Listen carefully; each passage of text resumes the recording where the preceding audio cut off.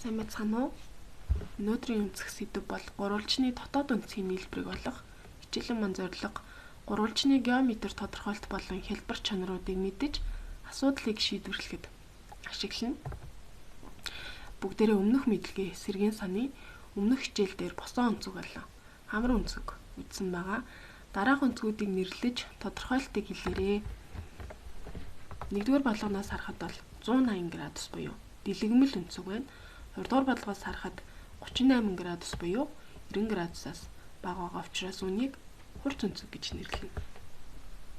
Гуравдугаар бодлого бол босон өнцөг байна. Босон өнцгүүд нь хоорондоо тэнцүү. Өнцгүүдийг альфа үсгээр тэмдэглэсэн байна. Талуудыг А, Б, С, Д үсгээр тэмдэглэсэн байна. За альфа өнцгийн АД талын үргэлжлэл бол БД.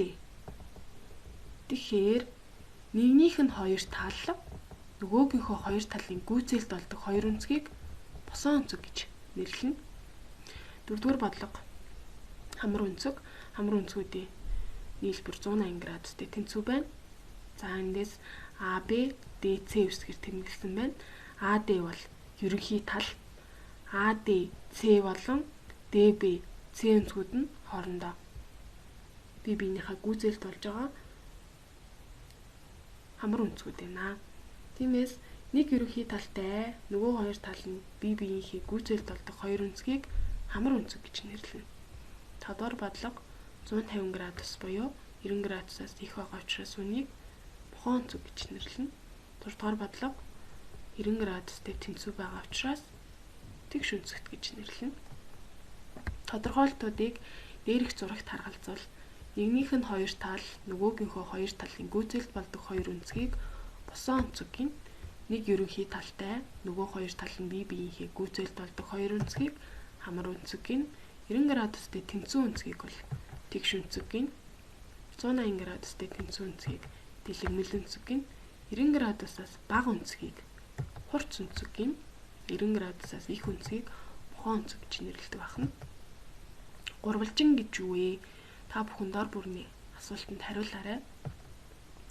Доор өгөгдсөн А, Б, С цэгүүдийг хос хосоор нь холбож гурвалжин үүсгэж болох уу? Яагаад?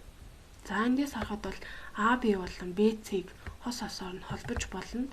Харин А, С-ийг хос хосоор нь холбоход өмнөх цэгүүдтэй давхцаж байгаа учраас энэ бол гурвалжин үүсэх боломжгүй. Тэгвэл А, Б, С цэгүүд нь нэг шулуун дээр үл оршиж явах юм бол цэгүүдийг хос хосоор нь хэрчмээр холбоход гурвалжин үүсэх үү? Эндээс харахад бол гурвалжин үүсэх боломжтой тийм үү? А, Б болон Б, С А, С-ийг хэрчмээр холбоход гурвалжин үүсэх боломжтой байна. Нэг шулуун дээр үл орших 3 цэгийг хос хосоор нь хэрчмээр холбоход үүсэх дүрсийг гурвалжин гинэ. Нэг шулуун дээр үл орших 3 цэгийг хос хосоор нь хэрчмээр холбоход үүсэх дүрсийг гурвалжин гэж нэрлэнэ. За энэ уул буюу гурвалжин хэлбэртэй харагдчихээн. За энд А, Б, С гурвалжин өгөгдсөн байна. А, Б, С бол гурвалжны оройг том үсгээр тэмдэглэдэг. А, Б, Б, С, А, С-г гурвалжны хажуу тал гэж нэрлэнэ. За эндээс А, Б болон А, С талуудын хооронд үүсэж байгаа А орой дэх өнцгийг нэг зураасаар тэмдэглээд альфа үсгээр тэмдэглэдэг.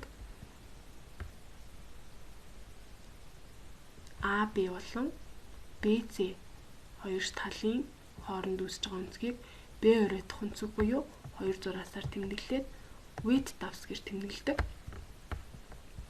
АС болон СБ талуудын хооронд үүсэж байгаа өнцгийг С орой дэх өнцөг буюу 3 зураасаар тэмдэглээд математикт гамма үсгээр тэмдэглэдэг байна.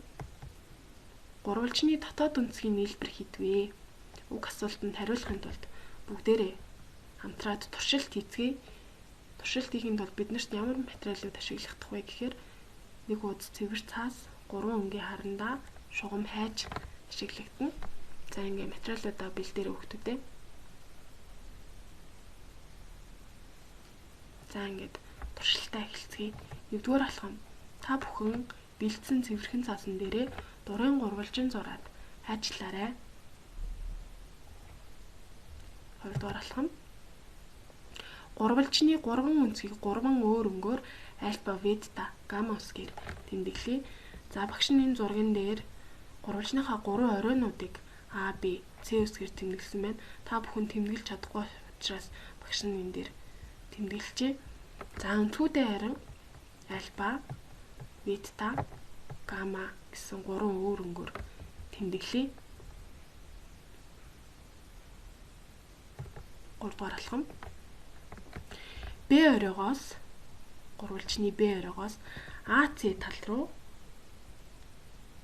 зураас татна. Тасархай зураас татна. За уг зураас нь АЦ талтай 90 градус үсгээр зураас татъя.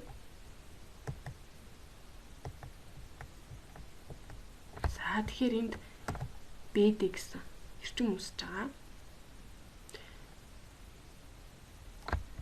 За үнийг D үсгээр тэмдэглэсэн. За дараагийн 4-р алхам. Б оройг Д-тэй давхцуулж нуглаад цаасаа буцаагаад дэлгэхэд бол зураас үсэн түүнийг тасархай зураасаар тэмдэглэнэ.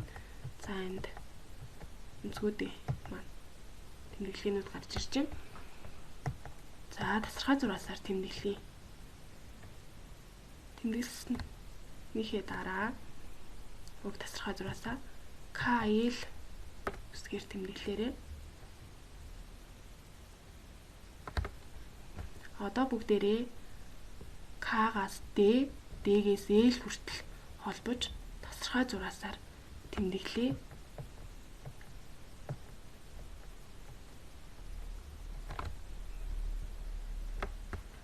За энд К, Д, Л гэсэн өнцөг үүсэж байна. Тэгэхээр энэ уг өнцөг маань ямар өнцгийн хэмжээтэй тэнцүү байж болох вэ? Бүгдээрээ хэлж чадах уу? Чадна тийм үү? Яагаад гэвэл Б өнцгийг Д дээр авчирч нугалсан учраас Б өнцгийн буюу уг өнцөг маань гамма өнцгийн хэмжээтэй тэнцүү. Тэгэхээр энд гамма гэж тэмдэглэе бүгдээрээ. Дараагийн 5-р алхам. А оройг Д-тэй давхцуулж нуглая гэж байна. За бид бүхэн өмнөх алхамнаар бол Б оройг нугалсан. Одоо А оройгоо А маань альфа өнцөг. А оройгоо Д-тэй давхцуулж нуглаад буцаага цаасаа дэлгэхэд зураас үүснэ. Түүнийгээ бүгдээрээ тасархай зураасаар тэмдэглэе. За багш нь ингэж тэмдэглэлчлээ. За энд А, Д, К гэсэн өнцөг үүсэж байна тийм үү? Тэгвэл энэ үүсэж байгаа өнцөг маань ямар өнцгийн хэмжээтэй тэнцүү вэ? Бүгдээрээ хэлж чадах уу? Хэлж чаднаа. Яагаад вэ гэвэл А оройдох өнцгийг Д орой руу нугалсан учраас А оройдох өнцөг маань альфа учраас уг өнцөг альфа өнцгийн хэмжээтэй тэнцүү байх нэ. Тэгэхээр багш нь энд альфа өнцөг гэдэг тэмдэглэлчлээ. Дараагийн 6-р алхам. За А, Б оройнуудаа Д-тэй давхцуулаад нугалсан тийм үү? За тэгвэл одоо бүгдээрээ Д оройг, С оройг Д-тэй давхцуулж нуглая. Тэгэхээр С орой маань гамма өнцөг. За нугалсныхаа дараа буцаага цаасаа дэлгэхэд зураас үснэ. Уг зураасаа тасархай зураасаар тэмдэглэе. За энд Д, Л, С гэсэн өнцөг үүсэж байна тийм үү? Тэгвэл уг өнцөг маань ямар өнцгийн хэмжээтэй тэнцүү вэ? Бүгдээрээ хэлж чадах уу? Хэлж чаднаа. Яагаад вэ гэвэл С оройг Д-тэй давхцуулж нугалсан учраас С оройдох өнцөг буюу гамма өнцөг. Тэгэхээр энэ маань мөн ижил гамма өнцгийн хэмжээтэй тэнцүү. За одоо А, Д, С ямар өнцөг үүссэн байна вэ? Бүгдээрээ сайн ажиглаарай. А, Д, С ямар өнцөг үүсэж байна? Дэлгэмэл өнцөг үүсэж байна тийм үү? Дэлгэмэл өнцөг маань 180 градустай тэнцүү. Тэгэхээр эндээс ямар дүгнэлт гарч байна вэ гэхээр гурвалжны дотоод өнцгийн нийлбэр бол 180 градустай тэнцүү байд юм байна. Тэгэхээр альва гурвалжны бүх дотоод өнцгийн нийлбэр 180 градустай тэнцүү байна. За энд ABC гурвалж харагдаж байна. Өнцгүүдийг альфа, бета, гаммас гэж тэмдэглэсэн байна. Тэгэхээр альфа, бета, гамма өнцгийг хооронд нь нэмэхэд 180 градус гарна. За бүгдээрээ жишээ бодлого бодъё багштайгаа хамтраад. Гурвалжны өнцгүүд 1, 3, 5 харьцаатай бол өнцгүүдийн хэмжээг олоорой. Гурвалжны дотоод өнцгүүдийн нийлбэр 180 градус байдаг гэсэн чанараа ашиглаж бодно. За бодлого бодгосон өмнө бүгдээрээ нийт харьцааг нь олъё. Тэгэхээр 1 дээр нэмэх 3, нэмдэг 5, тэнцүү 9.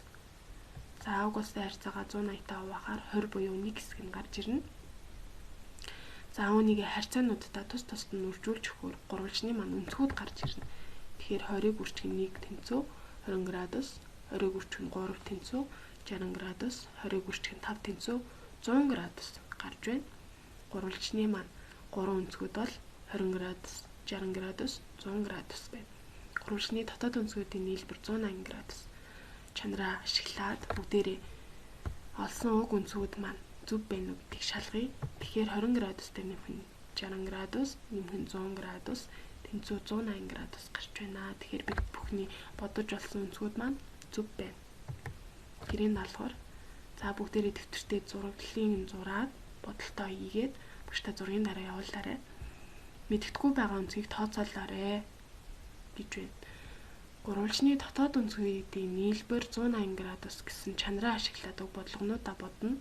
За эхний А бодлого дээр бол гурвалжны хоёр талын өнцөг нь мэдэгдсэн байна. 45 градус, 20 градус гэд.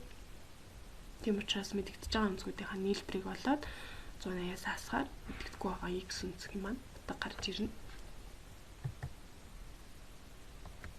За ингээд анхаарал хандуулсанд баярлалаа.